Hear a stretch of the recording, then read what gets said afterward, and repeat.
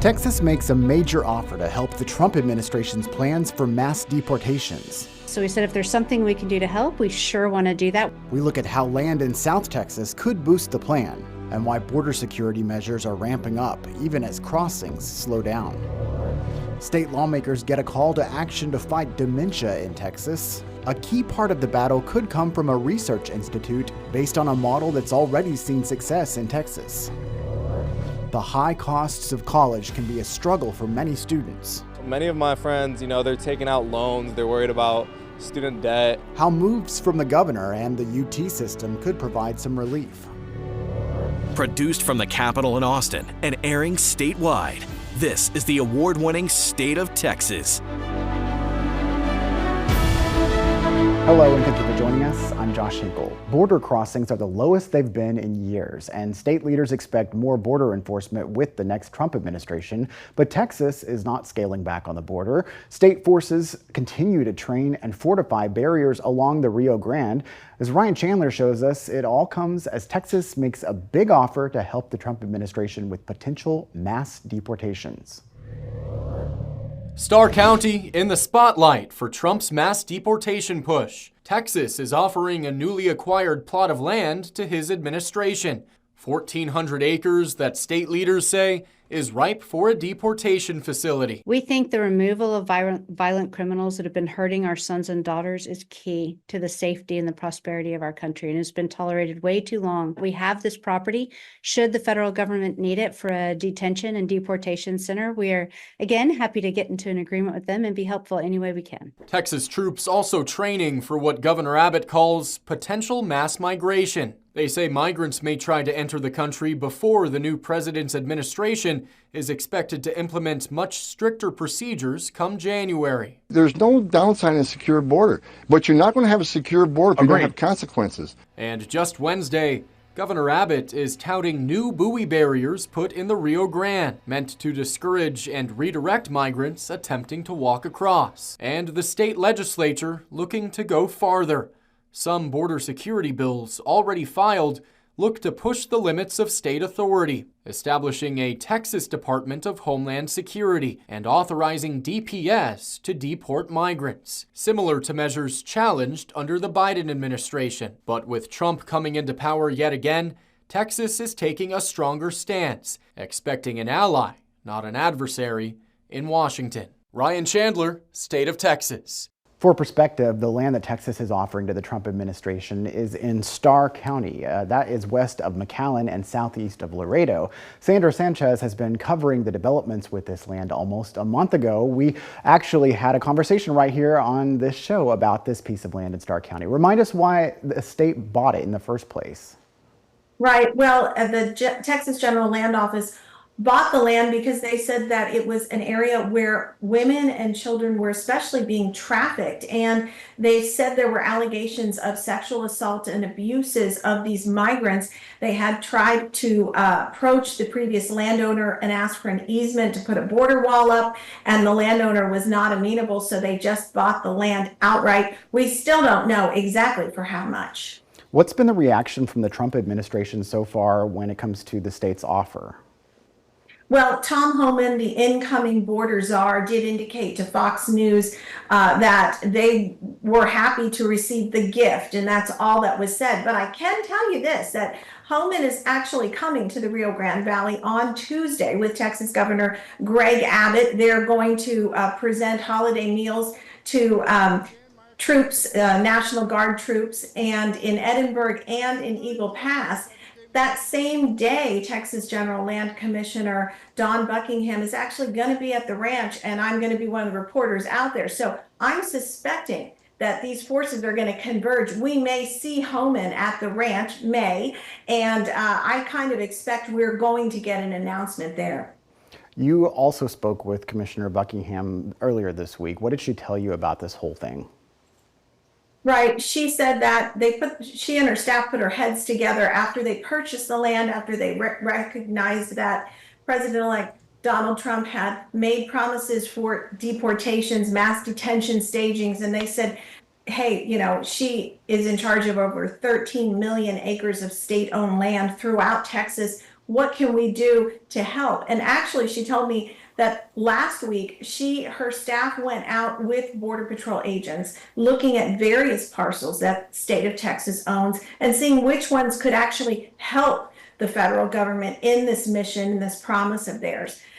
Keep in mind, there was another parcel of land that got purchased in West Texas in the county of Brewster near Marathon. It's a smaller piece of riverfront property, but I specifically asked her, would they be considering also gifting that? She said pretty much nothing's off the table. Whatever the federal government can use and wants, they are, quote, happy to be partners. You've also been speaking with immigrant rights groups who are raising concerns about the state's offer. What are they saying to you? Yeah, they really feel that these deportation plans, which will require several days, if not weeks, if not months of detention prior, as the migrants get processed, as the home countries agree to accept them. We don't know how long people could be waiting in these facilities. Migrant advocacy groups say this is basically child separation, family separation 2.0, that, this would be a repeat of what happened before. It's a different way of separating families, but if you have a father who's being taken away and a child is left, it in essence is family separation. As you know, the ACLU filed a lawsuit to try to get more information from the Trump administration on what their plans are. We still don't know. All right, Sandra Sanchez with Border Report. Thank you so much for being with us. Thank you. State leaders approved new materials that could bring Bible stories into Texas classrooms. The controversy, the decision, and what it could mean for the future of public schools. Millions of dollars fuel new efforts to fight cancer. We sit down with the CEO of the state's Cancer Prevention and Research Institute, looking at the progress happening now in Texas toward prevention and cures.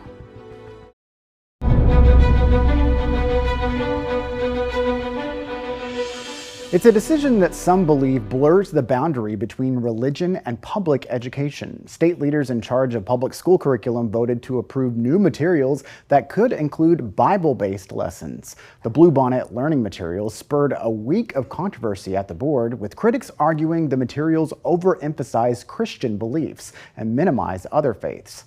The board itself sharply divided over whether to allow districts to use the lessons. Our Ryan Chandler was there. Texas's newest teaching materials leaning on some preaching materials. There is Christian bias in this. There are ways to separate the moral of the lesson from religious teachings. The state board voting 8-7 to approve the Bluebonnet lessons after a week of controversy over some religious themes. Some members worry the lessons favor Christianity over other faiths and may violate the separation of church and state. I also appreciated the effort to include other faith traditions. I appreciate that, but it seems to me like it is trying to place a Band-Aid on a gaping wound. So let's take a look at what some of this curriculum actually is. It's not overt evangelism, but it does use Christian themes to teach other skills like history and reading.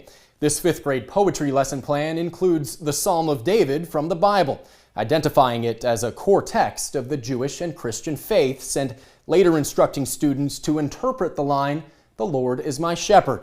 That lesson plan also identifies King David as a central figure in Islam. Another 5th grade reading lesson features The Lion, the Witch, and the Wardrobe, a famously Christian allegory by C.S. Lewis, instructing students that a central character represents Jesus, who it says the Bible teaches died for others and was resurrected. And a teacher's guide for a 5th grade unit on Renaissance art mentions Jesus 65 times. But, that kind of comes with the territory. Faith advocates argue the Bible is a legitimate historical and literary focus. Attacking these materials merely because of their academic study of the Bible is denying students the freedom to learn and create a learning environment that is hostile to Christianity and religion. Schools will now be able to decide for themselves what's best for their communities. Ryan Chandler, State of Texas. School districts do not have to use the Bluebonnet materials, but they will get a financial incentive to do so. The materials will be ready to use in August 2025. More money to fight cancer. The progress happening now in Texas to accelerate advancements toward prevention and cures. As we get a larger population, the state will have more and more people who are experiencing dementia. A call to action to fight dementia, why a push by lawmakers could lead to a big decision for Texas voters. Plus, new efforts to address the high costs of college in Texas, how the governor and UT system regents are stepping in to help.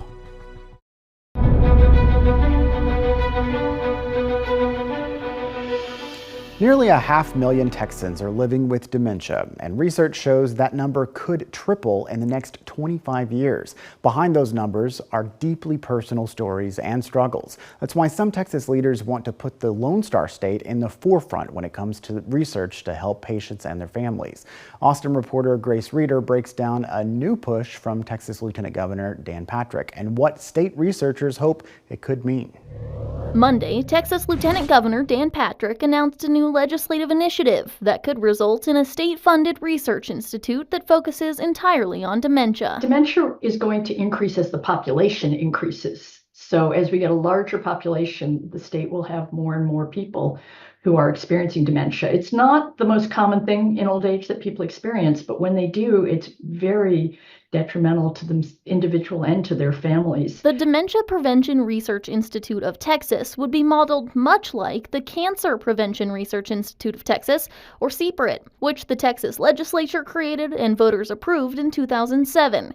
Texas voters put even more money toward that effort in 2019, in all putting $6 billion toward cancer research and prevention. Well, we know that every dollar invested in Alzheimer's and dementia research is a dollar that brings us closer to identifying better treatments and ultimately to finding a cure.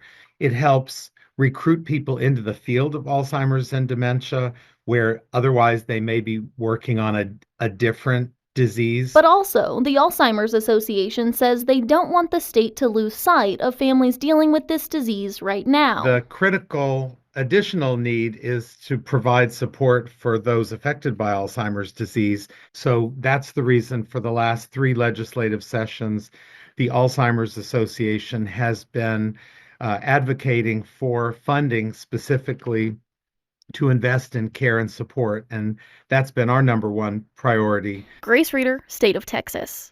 Lieutenant Governor Patrick said he's been working with Senate Finance Chair Joan Huffman and former House Speaker Tom Craddock to shape the legislation. Should lawmakers pass it through, Texas voters will need to approve it as a constitutional amendment to make the Research Institute a reality.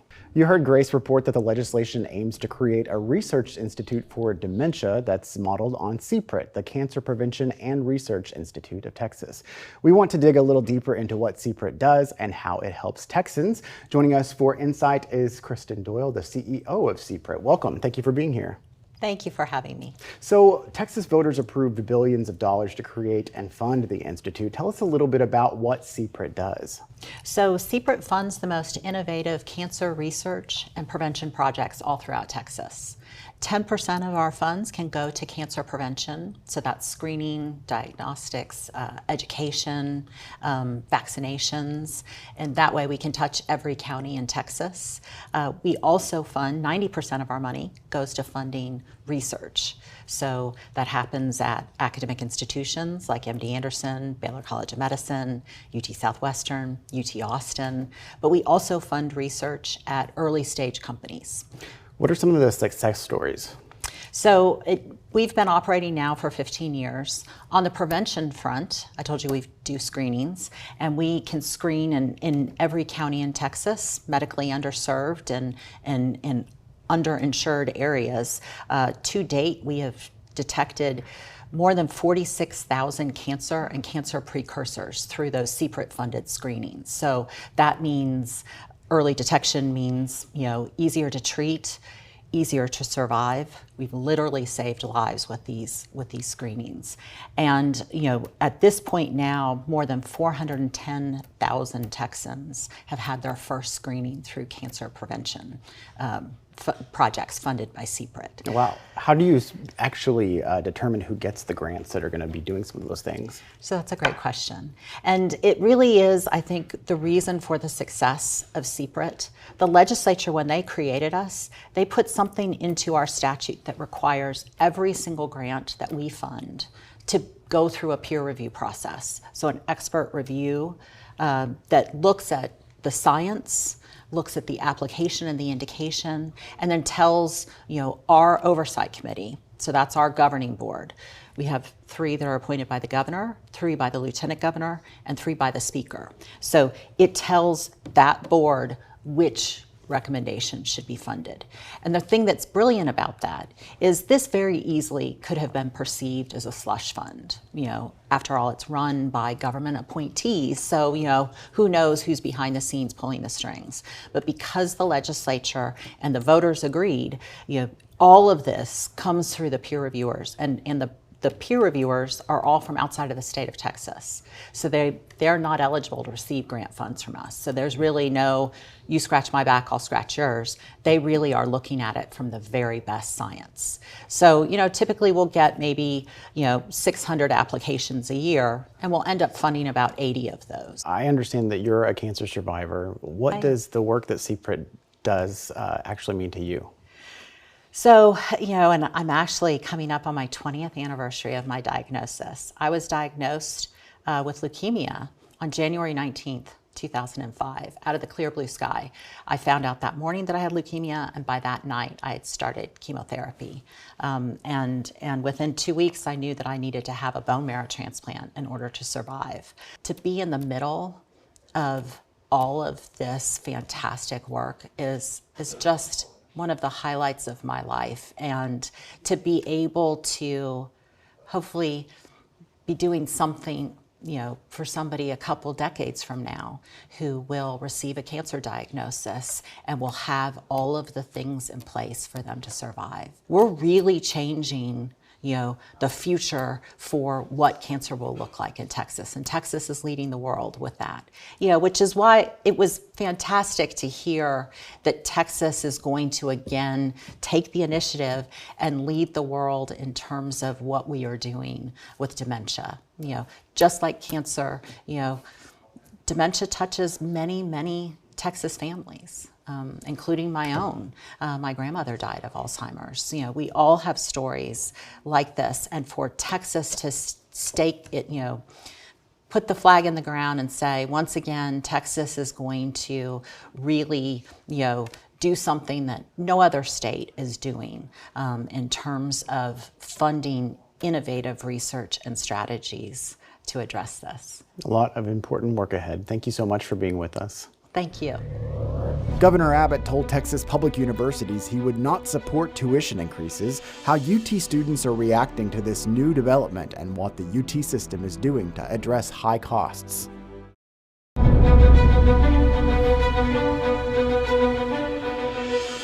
The cost of college is already pricing many Texans out. That has Governor Greg Abbott putting pressure on public colleges and universities to prevent tuition increases. Earlier this month, the governor sent a letter to university system leaders.